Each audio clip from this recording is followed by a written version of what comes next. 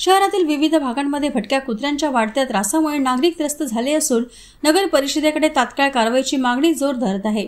Doctor Babasaheb Ambedkar यांच्या पुतळ्याजवळील परिसर, जैन मंदिर रोड, मनोज काच भंडार इत्यादी ठिकाणी दिवसभर या भटक्या कुत्र्यांचे साम्राज्य पाहावयास मिळत आहे।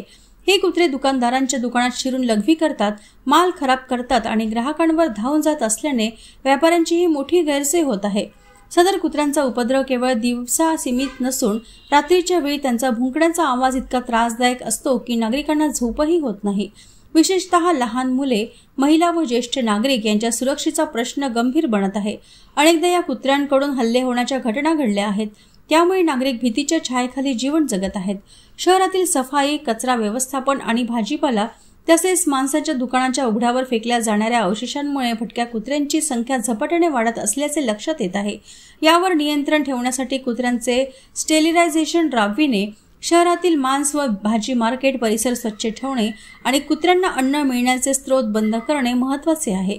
या पार्श्वभूमीवर नागरिकांनी नगर परिषद भद्रावतीकडे तात्काळ भटक्या कुत्र्यांचा बंदोबस्त करून पशुधन विभागाच्या माध्यमातून पकड मोहीम, लसीकरण व निर्जंतुकीकरण करण्याची मागणी केली आहे।